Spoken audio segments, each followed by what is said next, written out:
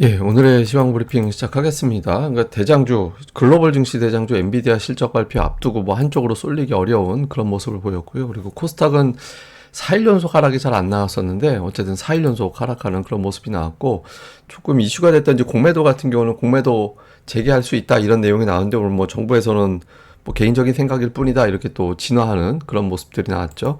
그리고 이제 오늘 자동차주 SK 하이닉스가 강하게 움직이면서 지수를 이제 버티게 해줬는데, 다만 양시장 다 하락 종목 수가 많아서 전체적으로는 좀 신중했던 하루였다 이렇게 봐야 될 것 같습니다. 해외 금융시장이 뭐 딱히 이렇게 큰 방향은 없었잖아요. 그러니까 증시는 약간 올라가긴 했지만 러셀 2000 지수는 빠졌고, 또 국채금리는 내리긴 했지만 아직 4.4%대 머물러 있거든요. 그리고 달러 인덱스 같은 경우도 지금은 뭐 이렇게 뚝 떨어져 있지는 않잖아요. 그러니까 저 200일선 아래로 넉넉하게 국채금리도 그렇고 달러와의 움직임도 그 아래로 좀 내려가 줘야 어떤 그 강하게 연속적으로 추세를 좀 강하게 밀고 올라갈 수 있는데, 주식시장, 채권시장, 외환시장이 다 어정쩡하다 보니까 투자자들이 일단 한번 올라온 상태에서 추가적으로 밀고 올라가지는 못하고, 그리고 이제 엔비디아 실적 보고 나서 좀 판단해보자 이런 신중함도 같이 작동을 했던 것 같습니다.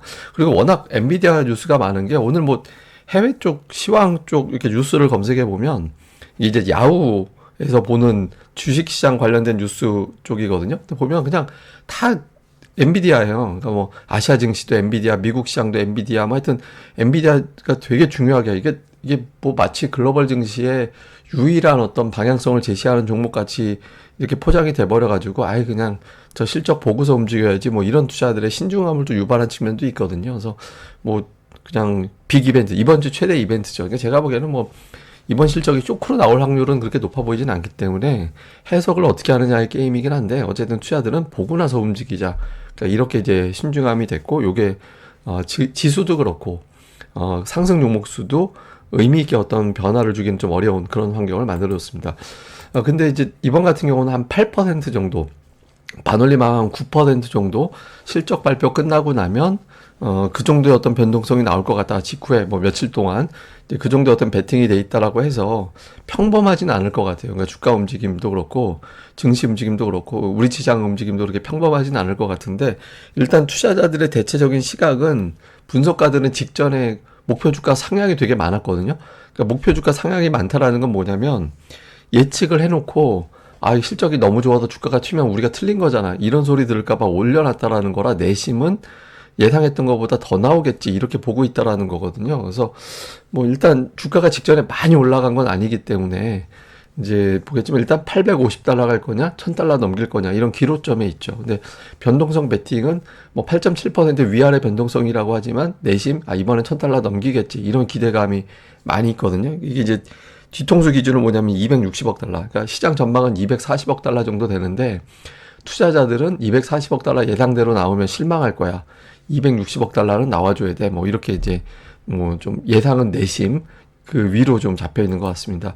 근데 우리 시장은 대형주들 되게 부진했는데, 엔비디아 관련된 종목으로 꼽히는 하이닉스, 그다음에 자동차, 자동차 현대, 기아, 모비스, 그러니까 외국인들 기관이 자동차 관련된 매수가 은근히 꾸준했었잖아요. 근데 뭐 그쪽 종목들, 그러니까 전차 쪽에서 하이닉스와 자동차 쪽에 매수가 집중이 돼서 올라갔는데, 자동차주 같은 경우는 수소차 관련된 재료, 이것 때문에 이제 다른 수소차 관련된 종목들을 견인해서 끌어올리면서 올라갔고, 그리고 이제 미국에서 이제 중국산 여러 품목에 대해서 관세를 높였잖아요. 그래서 중국이 또 미국 자동차에 대해서 맞불 관세 이제 부과할 수 있다. 이렇게 되면 중국 내에서 우리나라 자동차가 가격 경쟁력을 갖추는 거 아닌가? 뭐 이런 기대감이 이제 더해져 가지고 올라갔다고 하거든요. 근데 저는 이거보다는 뭘 주목하냐면, 제가 혹시 여러분들 기억하시는지 모르겠는데, 작년인가 그 LG에너지 솔루션이 시가총액 2위고 하이닉스가 3위일 때 이거 뒤집힐 가능성이 높다. 그 근거로 뭐냐면, 시가총액 2위 경쟁은 순이익이 어느 기업이 더 크냐에 따라서 또는 커질 거냐에 따라서 2위의 위상을 갖게 되거든요. 근데 작년도 보면 LG에너지 솔루션보다 하이닉스가 순이익을 다시 역전할 가능성이 높았어요. 그래서 저는 하이닉스가 2위 시가총액 다시 탈환할 것 같다라고 이제 그때 말씀을 드린 거였잖아요. 그래서 근데 그때 제가 말씀드린 겁니다. 근데 저는 개인적으로 무슨 생각을 하냐면, 지금 LG에너지 솔루션하고 현대차하고 순위가 또 뒤집힐 수도 있다라고 보거든요. 그 LG에너지 솔루션 예상되는 내년도 순이익이 한 5조 원이 안 돼요. 근데 현대차는 한 12조 원, 15조 원 정도 사이로 예상을 하고 있거든요. 그래서 궁극적으로는 자동차가 순위를 좀 뒤집을 가능성이 저는 있다라고 보는 편인데, 근데 이거는 어디까지나 전망치라서 또 이제 올해 하반기 돼서 이제 갑자기 또 2차 전지 업황이 확 좋아질 수도 있으니까 이제 거기에 따라 또 달라지긴 하겠죠. 근데 어쨌든 현대차가 올라왔고, 이게 이제 또 뭐가 있냐면 삼성전자, 하이닉스, 현대차, 기아 같은 경우는 외국인과 기관이 1년 사이에 지분율이 되게 높아져 있는 상태의 종목들이에요. 그래서 이런 종목군들 올라가면 올라갈수록 자기네들 수익률 게임에 굉장히 유리한 상황이 만들어지거든요. 그래서 전차 군단의 움직임은 계속해서 모니터링은 해봐야 될 것 같습니다. 그 다음에 이런 가운데 오늘 ADR이 다시 올라가긴 했지만 제가 아침에서도 말씀을 드렸죠. ADR이 이제부터는 떨어지는 사이클로 바뀌게 된다. 그래서 120 정도를 과매수로 보는데 120 넘기고 그때보다 하락 종목 수가 늘어났었잖아요. 예, 그러면서 이제 ADR이 이제 저는 정점을 치고 하락 종목 수가 증가하는 것도 이제 거의 정점을 통과하고 있다라고 보고 있거든요. 이게 이제 코스닥의 하락 종목 수 추이인데 뭐 좀 줄고 있긴 해요. 예, 줄고 있긴 하고 완전히 정점인지는 알 수는 없지만 저는 정점을 통과하고 있는 걸로 ADR 지표상으로는 보고 있거든요. 그래서 엔비디아 실적이 어떻게 나오느냐에 따라서 뭐 하루 이틀 정도 영향을 받을 것 같긴 한데, 그러니까 궁극적으로는 이전보다는 조금 종목들이 나는 너무 빠진 것 같아 라고 하는 종목군들이 조금씩 반등 시도를 할 가능성이 조금씩 높아지고 있다. 뭐 이 정도 구간으로 가고 있다. 뭐 이렇게 봐서 이 실적은 괜찮다는데 주가는 빠졌네. 이런 종목들은 좀 계속 볼 필요는 있는 것 같습니다. 특징적으로는 이제 금융업종, 예, 중요한 자리에서 밀렸어요. 그러니까 3월 고점에서 결국에는 돌파하지 못하고 이제 밀리는 그런 모습이 나왔거든요. 그래서 금융업종이 뭐 여기서 이제 너무 빠지면 안 되는 거고, 그냥 이제 거래대금만 너무 이제 흡수하지만 않으면 되거든요. 올라가든 내려가든 일단 그런 그림으로 가고 있고, 화장품주는 분화가 됩니다. 화장품 내에서도 가는 종목, 못 가는 종목 좀 구분이 돼서 움직이는 그런 형태가 되고 있고요. 그 다음에 제가 이 종목을 보여드리는 이유는 뭐냐, 이거 거래량이 없는 종목이에요. 원래는 거래량이 없는 종목인데 되게 강하게 올라가는데, 이게 사실은 제가 개인적으로 되게 좋아하는 유형의 종목입니다. 뭐냐면 되게 안 움직이는데 수주잔고를 자꾸 한번, 그러니까 제가 이제 여러분들한테 수주잔고 이런 것들 한번 보시라고, 사업계획서 같은 거 보면 수주잔고가 나오잖아요. 그러니까 모든 산업이 다 나오지 않고 모든 같은 산업 내에서도 수주잔고가 안 나오는 기업들도 되게 많아요. 근데 수주잔고가 늘어난 기업들 같은 경우는 뭐 일시적으로 뭔가 이제 그 전 분기에 공급할 게 2월이 돼가지고 그냥 일시적으로 높아 보이는 착시 현상도 없잖아 있는데, 그런 것들이 좀 쌓여있는 기업들이 뭐가 핑계가 되든 한번 올리긴 하거든요. 이미 이거는 이제 제가 보기에는 이제 시세는 거의 뭐 접근하기에는 끝나버린 종목으로 봐야 되긴 하는데, 어쨌든 이런 패턴으로 언젠가는 한 번은 몸에 살이 100만 개 생길 때까지 간다면 좀 그런 패턴이 나올 수도 있어서, 그러니까 수주잔고가 늘어났고 주가는 안 움직이고 있고 이런 종목들을 한번 찾아보시는 것도 필요한 것 같아서 제가 샘플 삼아서 설명을 해드렸습니다.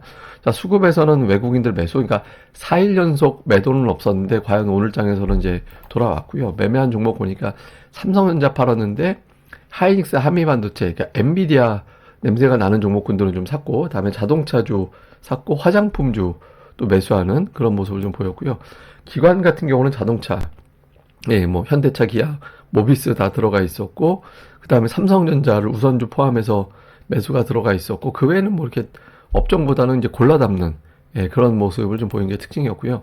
코스닥 쪽에서 외국인 투자들은 HLB 샀고 이제 2차 전지 샀습니다. 그 다음에는 그 종목별로 좀 골라 담는, 뭐 반도체가 됐든 뭐가 됐든 이제 골라 담는 그런 모습을 보였거든요. 근데 제가 뭐 빌드업이라는 표현들이 있는데, 어쨌든 기관 외국인들이 꾸준하게 특정 업종을 관심 있게 매수 쪽에 몰아놓으면 결국에는 좀 가는 경향이 있더라고요. 그래서 그런 것은 계속 주목을 해볼 필요 있는 것 같습니다. 다음에 기관 투자들은 지금 매수 기조가 계속 이어지고 있죠. 근데 2차 전지 산별적으로 매수하고 있고, 그 다음에는 뭐 주로 업종별로는 골라 담는 형태예요.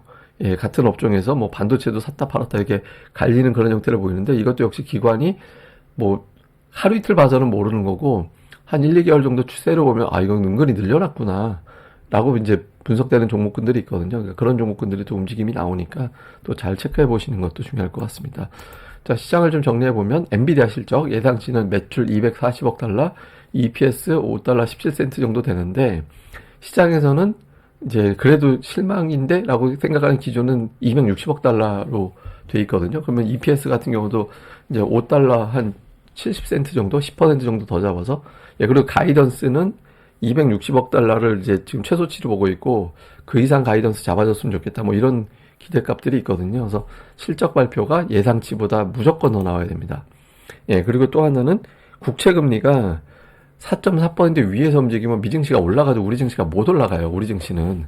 예, 저 국채 금리가 좀 움직여주는지, 그 다음에 하이닉스는 올라가는데 삼성전자는 못 가고 있죠. 그러니까 HBM 관련해서 너무 그쪽 뉴스에만 집중돼서 삼성전자 못 가는데, 저는 궁극적으로는 삼성전자가 과거의 어떤 루틴을 깰 것 같지는 않다라고 생각을 하거든요. 그래서 1년만 올라가고 끝난다. 이거는 저는 아닐 것 같아서 보긴 하는데, 다만 이제 항상 그런 거죠. 아예 저거 올라가서 기대 수익 대비 삼성전자를 잡는 게 합리적이냐, 아니면 이제 다른 종목을 잡는 게 합리적이냐, 거기에 대한 고민은 좀 해야겠죠. 그래서 어쨌든 삼성전자가 이제 터무니없이 빠지지는 않을 것 같고, 또 한 2% 정도 안쪽에서 저 과도한 어떤 하락을 방어해 줄 수 있는 어떤 강력한 지선도 있거든요. 그래서 삼성전자 좀 볼 필요가 있고, 다음에 오늘 자동차 강세, 금융주 약세, 이게 시소였다라는 걸 기억해 둘 필요가 있습니다. 왜냐하면 이게 또 반대 시소가 또 될 수도 있어서, 오늘 특정 업종이 올라가면 반대쪽 시소가 뭐가 있었는지를 자꾸 볼 필요는 있거든요. 그래서 이런 것들도 볼 필요가 있습니다. 다음에 이거는 뭐냐면, 외국인들이 아시아에서 우리나라 되게 열심히 사고 있거든요. 아시아에서 제일 열심히 사는 게 우리나라예요. 예, 제일 열심히 사고 있는데 지수는 안 올라가고 있죠. 근데 저는 이거를 봐서는 결국 우리나라도 뭐 외국인이 샀다라는 건 대형주 산 거니까 우리 증시도 올라갈 거라고 저는 보고 있거든요. 근데 외국인들이 매수해서 올라가는 장이다라는 건 되게 차별화 장세예요. 그러니까 우리가 이제 2차전지 강력한 장세가 나왔을 때 그때 개인들 폭발적인 고객 예탁금 중심으로 개인이 주도하는 코스닥 장세가 나온 적이 있었거든요. 근데 지금은 그런 장세가 아닙니다. 그러니까 외국인 기관의 수급 동향을 집중해서 봐야 되는 시점이다. 그래서 이제 좀 업종별 수급 여기에 좀 집중해 보시는 게 중요할 것 같습니다. 예, 그럼 또 오늘 하루 또 잘 보내시고요. 저는 또 다음에 뵙겠습니다. 이 방송 구독하기와 좋아요 이제 꼭 부탁드립니다. 감사합니다.